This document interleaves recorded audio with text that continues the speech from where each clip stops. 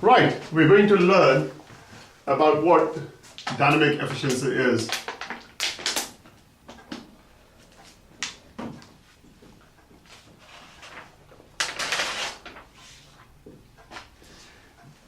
When firms make supernormal profit,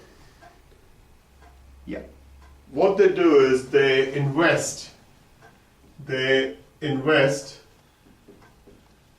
S&P in research and development to come out with new products, like you've got iPhone 7. So that increases consumer choice. So consumer choice increases. Also, they will invest this money into new production methods. Okay?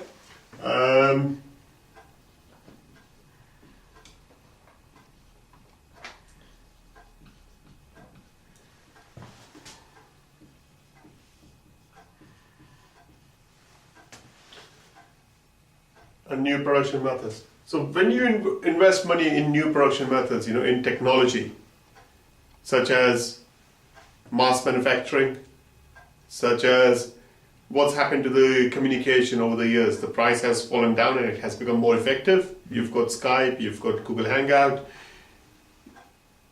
the mobile phone charges have been dropping down, roamings, and you've got these voice VoIP packages where you use computer to connect, which is a bit like Skype and Hangout. Now,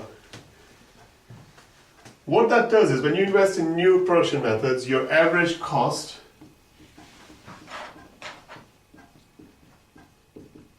falls and also your output goes up. Now we can use two diagrams to understand this.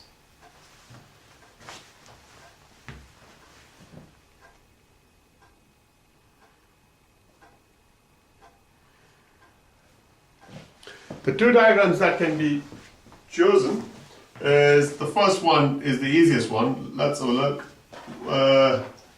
A straightforward £0 quantity.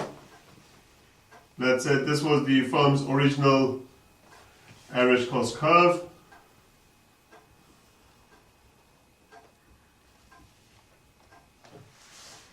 Right. C1, Q1, and then with technology, it has moved to the right, downward right.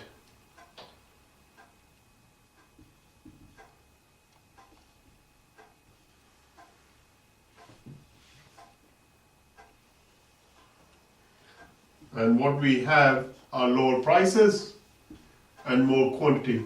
So money invested in reducing the cost, the average cost. So when monopolies have supernormal profits, they can actually use this. So that's one diagram.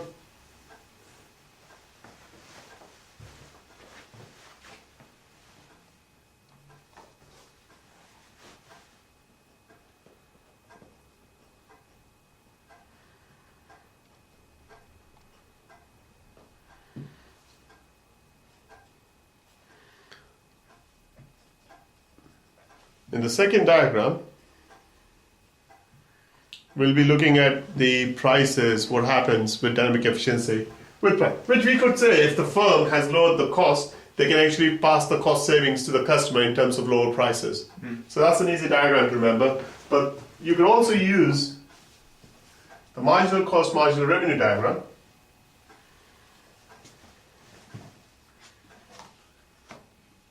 which can be difficult at times to construct.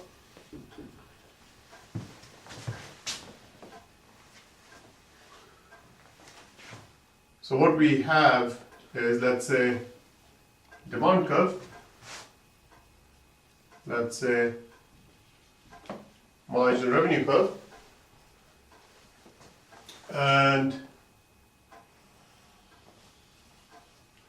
the supply curve is also your MC curve.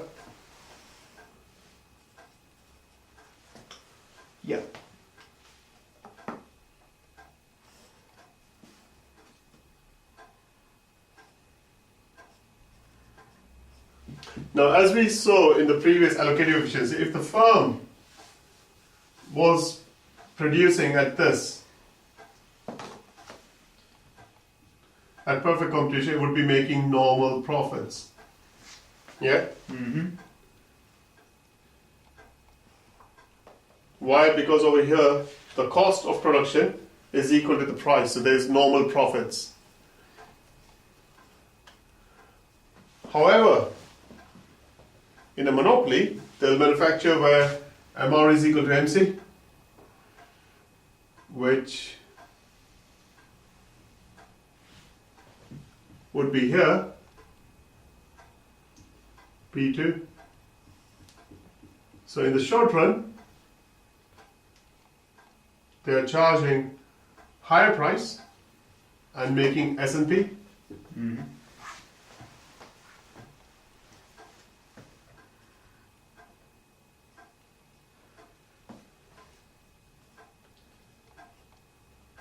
Now this S&P is invested in research and development.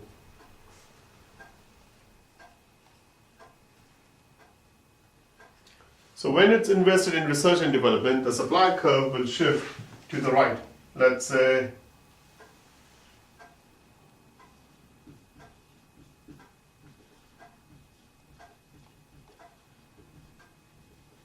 dynamic.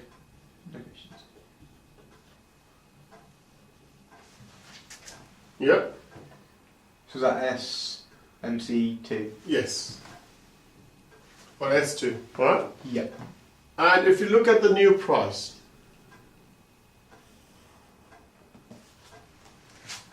new price will be where MC intersects MR. Yep. Okay? That's shifting out. That's no. Is that still supernormal profit? No, it's not. Yeah, they'll still make supernormal profits because that's what monopoly does. But we're not interested in that. For right now, I'm more interested in the long run, they're going to increase the production from Q2 to Q3 and look at the price. It's fallen down. You could argue that they should be, if you wanted perfect competition, they should be doing it over here, isn't it? Mm-hmm. But no, the firm has to keep on making S&P for research and development. Yep. If you look at Apple, when it started off with Apple 1 or whatever, Apple, then it came up with a new model, then Apple 3, Apple 4, Apple 5, 6, 7. So to keep bringing out new products, to keep doing the R&D, it needs supernormal profits. Yeah. Now you could actually argue in Apple's case, the price has never gone down, has it? This is true. Yeah, but you're getting more choice in terms of products, isn't it? Yeah. Okay, so that's one of the disadvantages you could put down, that even though the firm has lower cost and can charge you a lower price, but it chooses not to, it keeps selling you over there. But then, yes, it does improve your consumer choice. Yeah. Yeah, so this one is probably the easiest one to draw and remember. Mm-hmm. But both are equally valid. Over there you've got the MRMC curves with perfect competition, with price, with supernormal. Because where MC is intersecting the AR curve, we know that's PC because there's no supernormal profit. But it's down to you. Both are valid in exam. Okay. Okay? Yeah. Oh, fancy the chances of that.